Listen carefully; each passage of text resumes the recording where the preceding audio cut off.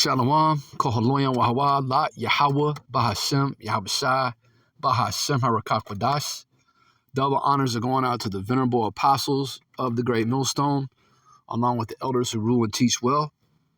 Salutations, peace and blessings to the Bayafta Wadah, that is the house of David the elect. I'm Shamar Ahmath, here to do a video, okay, on the comely and delicate woman. All right, the comely and delicate woman. All right, spoken of in Jeremiah chapter 6 and verse 2, and I'll read that. All right, Israel, all right, Yasharala as a nation, the 12 tribes, all right, you so-called blacks, Hispanics, Native Americans, and Israelite foreigners, the Lord likens you, okay, the elect of you at this time anyways, to a comely and delicate woman. All right, this is Jeremiah chapter 6 and verse 2. I have likened the daughter of Zion to a comely and delicate woman. Now, I'm not going to bring the definitions up on screen, but if you go to the Strong's Concordance and look up the Hebrew words, all right, the Hebrew word, okay, for comely, all right, is Hebrew word 5,000, Navah, okay, Navah, and it simply means beautiful, okay, and the Hebrew word for delicate, all right, is Hebrew word 6026, and it's a nog, okay, and it simply means soft, okay, dainty, all right, and exquisite, all right. Again, this applies to the elect of you Israelites right now, all right. You're likened unto a comely and delicate woman. Now, if you look at 2/3 of our people right now, okay, they're not, especially the women, okay, the literal women, okay, 2/3 of them, beginning with the Judite woman, the so-called black woman, Judah being the head tribe, all right, are completely, they ain't soft, okay, they ain't dainty or exquisite, spiritually speaking, all right, they brutes, man, okay, they bought into the serpent's philosophies, all right, this feminism, okay, that's pushed by Esau, okay, beginning with the head tribe of them, all right, the Amalekites, it's like the Amalekites, all right, they don't put off, they don't have a dainty spirit or a soft spirit, okay, or an exquisite spirit. Again, they brutes, man. They loud, they slutty, they twerking, they showing their breasts and titties on social media sites, okay, acting like demons. Now physically, okay, you know, many I mean, an Israelite woman is the most beautiful woman on the planet, man. Israelite women are beautiful, okay, but spiritually speaking, all right, the Israelite woman, especially in Babylon the Great as a whole, 2/3, all right, those who are in the house of Saul, they're completely done, man. They're through, all right. But the elect, all right, beginning with the 144,000 men, okay, his servants, the prophets, and the men, women, and children who believe, all right, they are, spiritually speaking, likened to, you know, a comely and delicate woman, all right, beautiful, okay, again, dainty, soft, exquisite, all right, those words don't describe, all right, the women of our nation, the 2/3 of them anyway. All right. So yeah, man, he likened the daughter of Zion to a comely and delicate woman. All right. The elect is that's the bride of Yahushai. Okay. And your husband, our husband, is Yahweh. Okay. And he's about to send the bridegroom back, Yahushai. Okay. So let's get that in Isaiah the 54th chapter. So like you, Isaiah 54 and verse 5. The elect has a husband, man. All right. It says, Isaiah chapter 54 and 5, it says, for the Lord Yahweh or Slakia, it says, for thy maker, Slakia, I was in verse 6. Isaiah chapter 54 and verse 5. For thy maker is thine husband. See? All right. Again, the daughter of Zion is like unto a comely and delicate woman. It says, for thy maker is thine husband, the Lord Yahweh of hosts is his name, and the Redeemer, the Holy One of Israel, the God of the whole earth shall he be called. That's right, man. So the elect being likened to a woman, okay, a comely and delicate woman, all right, has a husband, okay, Yahweh. And again, Yahweh's going to give the command soon to his only begotten son, who's going to come as the bridegroom, all right, and then there's going to be a union, all right, the marriage supper of the Lamb, all right, referenced in Revelation, the 21st chapter, okay, which Lord willing, I'll get some of those verses toward the end of the video, okay, in Revelation 21, all right, yeah, man, a delicate and comely woman, all right, so let's go to 2 Corinthians 11.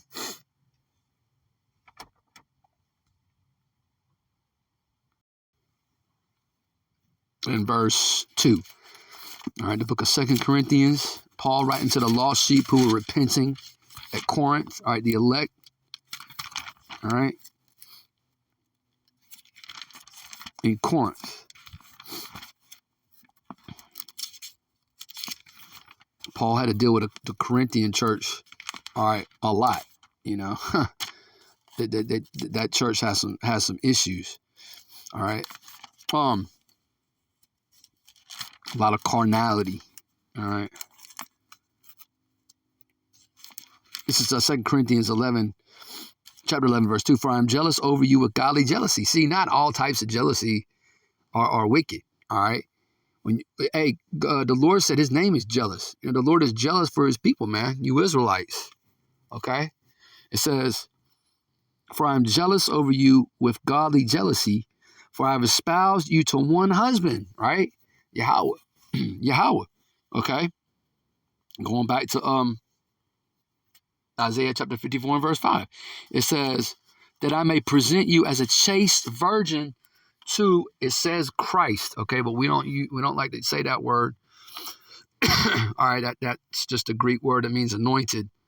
Okay, the way to say it in the Hebrew is Hamashiach, the anointed, okay, the Messiah. All right, that I may present you as a chaste virgin to Hamashiach. Okay, right. Now, chaste is another big word, and chastity is lost in Esau Edom's kingdom, man. Okay, it's gone out the window. Chastity. If you ask the average Babylonian female out here, you know, starting with the 12 tribes, the women of the 12 tribes, you ask them what the word chaste or chastity means, they're gonna look at you funny, man. All right, chastity is not something that's pushed in the society. You know, Esau has turned our women into complete monsters, man. Okay, demons.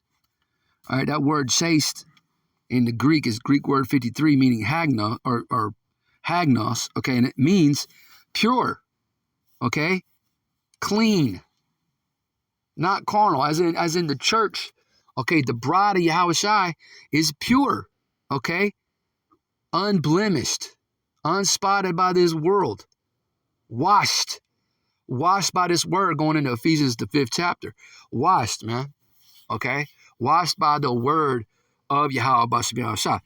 All right, and in the book of Titus, okay, in the 2nd chapter, in the 5th verse, it goes into how a woman, all right, in the truth, because there are a lot of women in the truth, man. There are elect women out there, all right, listening and learning, putting their best foot forward, man, doing the best they can, you know, in this society.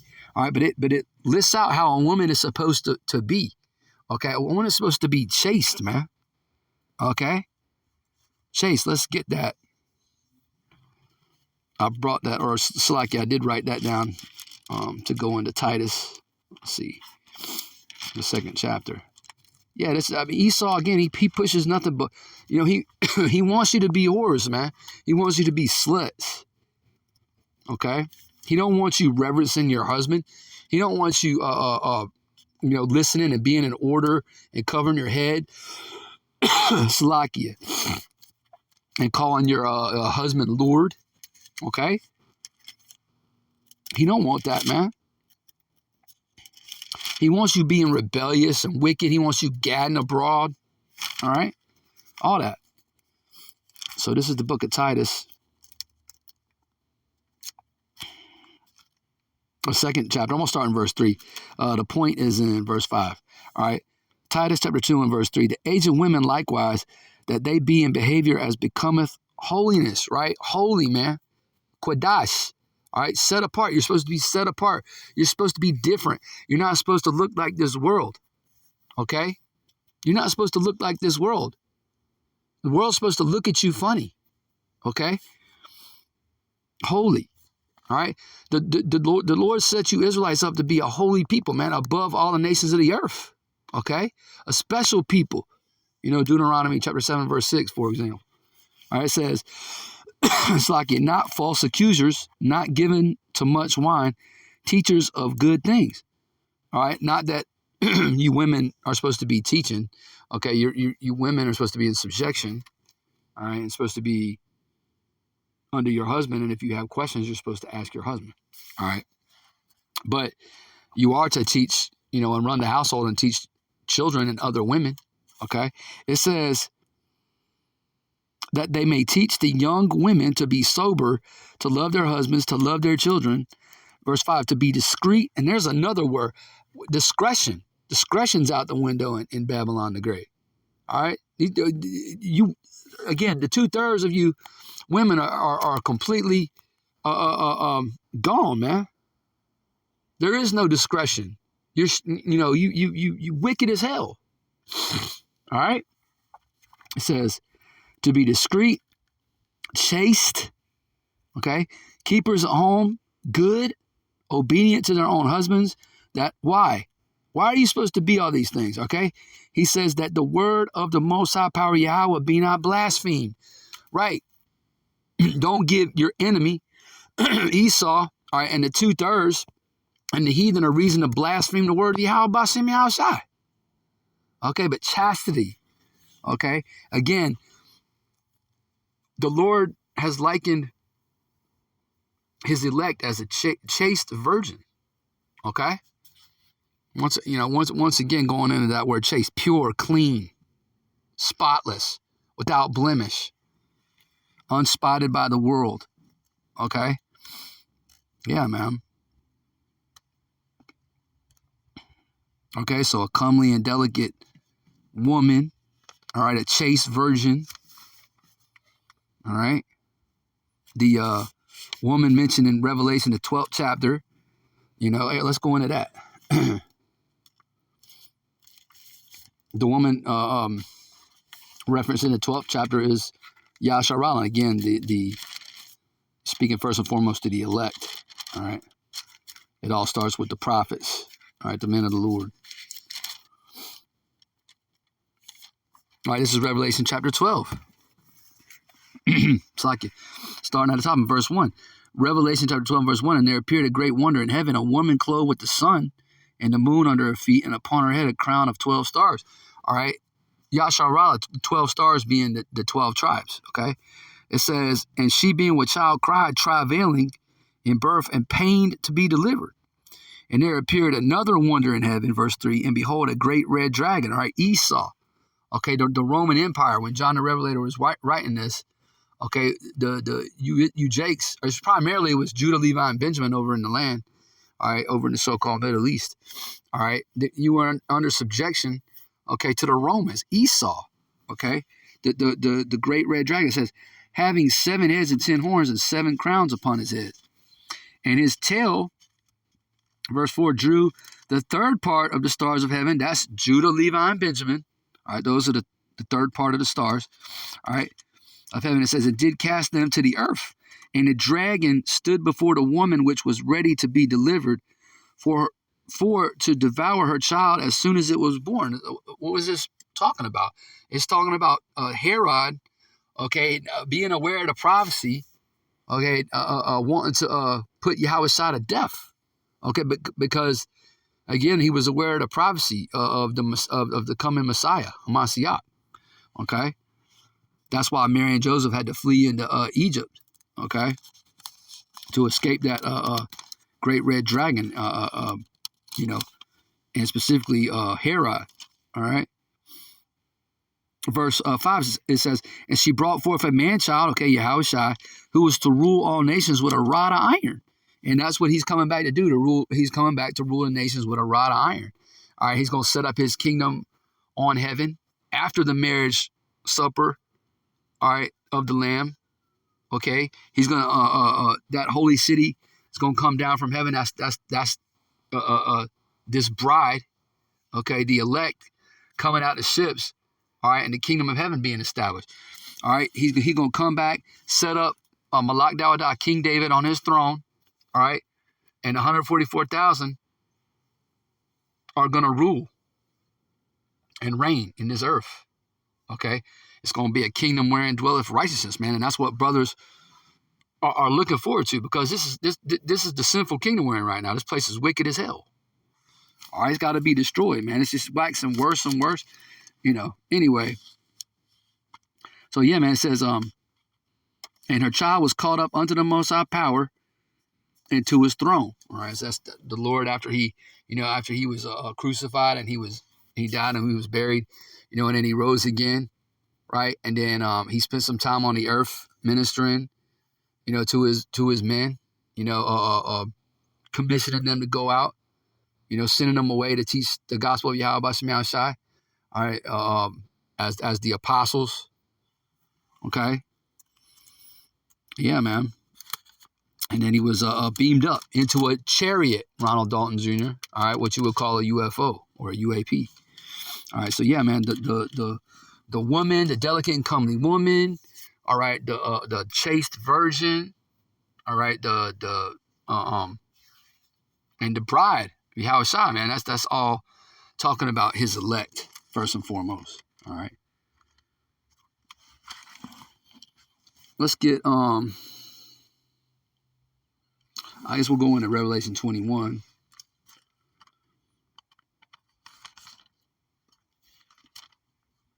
And, you know, I got on, you know, I'm getting on the 2/3 of our women, but you know what? Two-thirds of our men, you know, they completely out of order too, man. Effeminate, wicked, you know, unbelieving.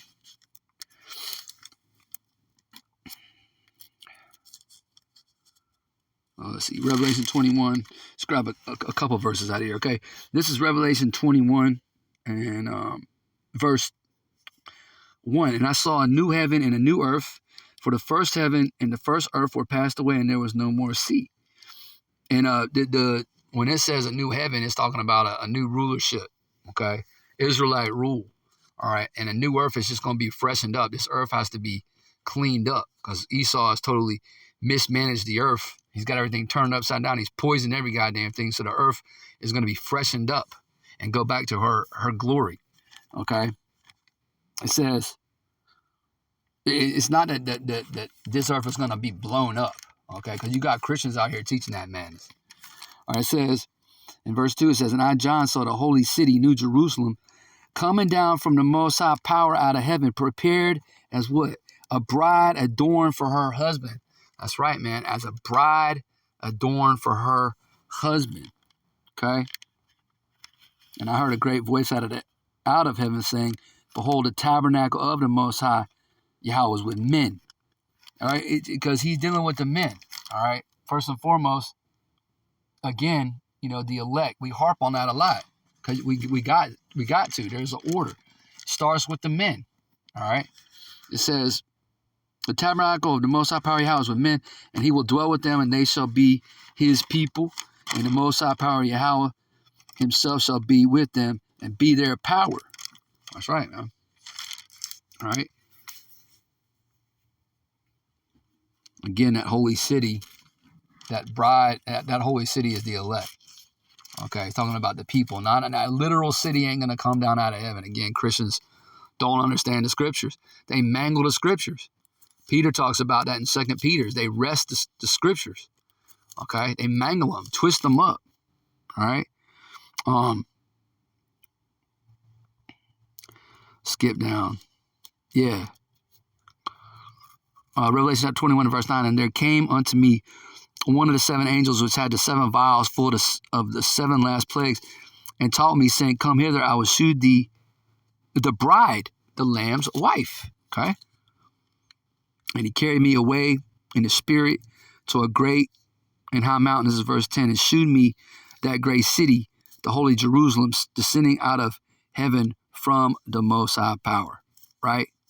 Yeah, the Lamb's wife. All right, that delicate and comely woman, that chaste virgin. Okay.